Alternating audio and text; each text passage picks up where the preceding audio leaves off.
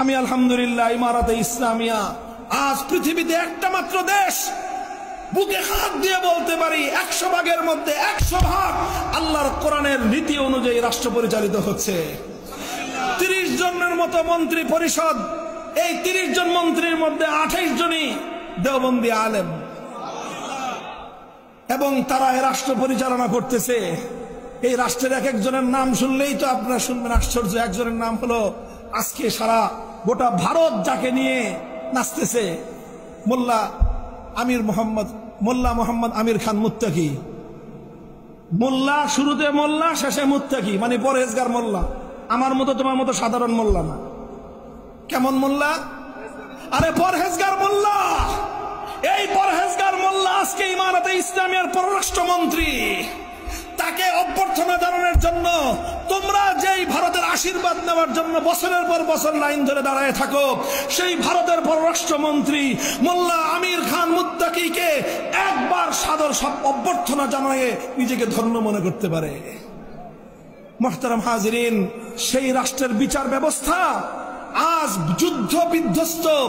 40 বছর ধরে যে রাষ্ট্রের যুদ্ধ চলছে, সেই যুদ্ধ বিধ্বস্ত একটা দেশ, যে দেশে লক্ষ লক্ষ মানুষের কাছে অস্ত্র, এবং এই সাধারণ এই বন্দুক সন্দুক মার্কা অস্ত্র না, অত্যাধুনিক অস্ত্র, যে অস্ত্র দিয়ে তারা সোভিয়েত ইউনিয়নের সাথে যুদ্ধ করেছে, যে অস্ত্র দিয়ে তারা আমেরিকা সহ পশ্চিমা ন্যাটো বাহিনীকে কুত্তা পেটা করে বিদায় করছে। এই ধরনের ভারী অস্ত্র 2-4 লক্ষ না, বরং কয়েক মিলিয়ন মানুষের হাতে আছে। অথচ গত 4 বছরে কোনো একটা ডাকাতির ঘটনা নাই, কোন একটা সন্ত্রাসের ঘটনা নাই। রাত 2টার সময় আমরা পাহাড়ি পথে 500 কিলোমিটার পথ চলেছি। লা ইয়াখাফু আহাদান ইল্লাল্লাহ, ভয়ের কোনো কারণ নাই। কেউ রাতে 2টার সময় এসে তোমার বুকে পিস্তল ঠেকায় বলবে পকেটে যা আছে দিয়ে দাও, কল্পনাও করা যায় না। কেউ এসে তোমার কাছে চাঁদা চাবে, চিন্তাও করা যায় না।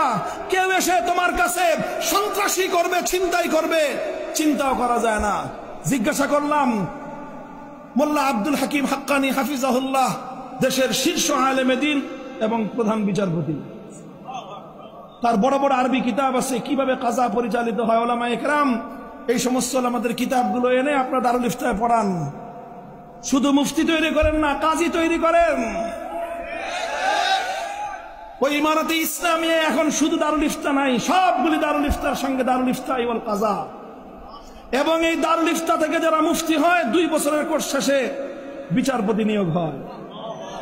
এবং এই মোল্লা মুফতিরা যে বিচার ব্যবস্থা কায়েম করেছে, আমেরিকা, ইউরোপ সহ সারা দুনিয়াকে আমি চ্যালেঞ্জ করে বলতে পারি 4 বছরের মধ্যে এইরকম বিধ্বস্ত একটা দেশে, এইরকম অস্ত্রের ঝনঝনানির একটা দেশে যে নিরাপত্তা তারা কায়েম করেছে, পৃথিবীতে কেউ এর নজির দেখাতে পারবে না। কিভাবে করলো এই কাজ? আমরা প্রধান বিচারপতিকে জিজ্ঞাসা করলাম, মোল্লা আব্দুল হাকিম হাক্কানি হাফিজাহুল্লাহ তাআলা, শাইখুল হাদিস তিনি, তাকে জিজ্ঞাসা করলাম কেমনে এটা করছেন? তারা বলেন যে একটাই, আমরা এমন একটা ব্যবস্থা কায়েম করেছি, যে কোনো বাদী যদি এসে ফরিয়াদ জানায়, মামলা দায়ের করে, মামলা দায়ের করতে দেরি, তার বিচার কার্য শুরু হতে দেরি নাই। নিম্ন আদালতকে অর্ডার দেওয়া আছে রাষ্ট্রের পক্ষ থেকে, এটা আইন সে দেশের, যে কোনো মামলা দায়ের হওয়ার 2 সপ্তাহের মধ্যে মামলার রায় দিতে হবে। কয় সপ্তাহ? যাও তোমরা তোমাদের, আমি তো আমার দেশের ভুক্তভোগী, 47টা 48টা মামলার জামিন নিয়ে জেলখানা থেকে বের হয়েছি। এক একটা মামলার জামিন করাইতেই লাগে 3 বছর। এরপরে তো এই মামলা যে কত বছর ধরে চলবে আল্লাহ মালুম। সেখানে অনলি অন 2 উইকস, 2 সপ্তাহের মধ্যে বিচার করতে বাধ্য নিম্ন আদালত। যদি 2 সপ্তাহের মধ্যে বাদী এবং বিবাদী এবং সাক্ষী সুবুত নিয়ে যদি আদালত মনে করে যে না 2 সপ্তাহের মধ্যে এটার রায় দেওয়া সম্ভব না, তখন আদালতকে, নিম্ন আদালতকে উচ্চ আদালত বরাবর প্রেয়ার করতে হবে, দরখাস্ত দিতে হবে যে আমি 2 সপ্তাহের মধ্যে এই মামলাটা শেষ করতে পারতেছি না বলে দুঃখিত, আমাকে আরো 1 সপ্তাহ সময় বৃদ্ধি করে দেওয়া হোক। উচ্চ আদালত থেকে যদি আরেক সপ্তাহ সময় বৃদ্ধি করে দেওয়া হয়, নিম্ন আদালত রায় দেওয়ার জন্য আরেকটা সপ্তাহ বেশি পাবে। অধিকাংশ মামলা শুধু বাদী বিবাদী, মুদ্দাই এবং মুদ্দা আলাই 2 পক্ষ আসে, অধিকাংশ মামলায় কোনো উকিল, ব্যারিস্টার, জজ ব্যারিস্টারের প্রয়োজন হয় না। উকিল বাদী তার কথা নিজে বলে, বিবাদীও তার কথা নিজে বলে। আর বাদীর পক্ষে সাক্ষ্য থাকলে কাজী, বিচারক নিজে সাক্ষ্যের কাছ থেকে জিজ্ঞাসা করবেন, জেরা করবেন নিজে। এখানে লক্ষ টাকা দিয়ে উকিল ভাড়া করার কোনো দরকার নাই, ব্যারিস্টার ভাড়া করবার কোনো দরকার নাই। আমি জিজ্ঞাসা করেছি সুনির্দিষ্টভাবে শেখ আব্দুল হাকিম হাক্কানি হাফিজাহুল্লাহর কাছে যে যদি কেউ উকিল রাখতে চায়, বলে যে সেই অপশন আছে, সেই অপশন আছে। যদি কেউ নিজের মামলা পরিচালনা করতে অক্ষম হয় তাহলে অনুমতি নিয়ে সে নিজে উকিল রাখতে পারবে। আমরা জিজ্ঞাসা করলাম আসলে ঘটনাটা ঘটে কি, কিভাবে বিচার হচ্ছে।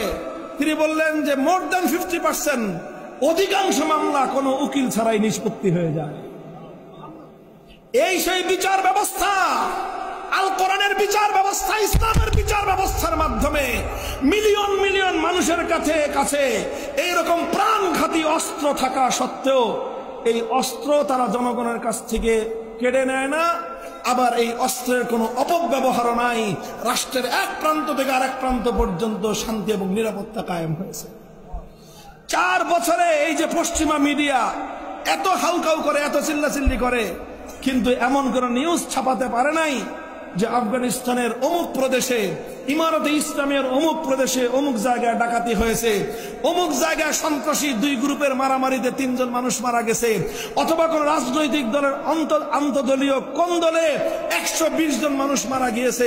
এই সমস্ত কোনো কাহিনী সেই দেশে নাই। কারণ আল কোরআনের বিচার ব্যবস্থা।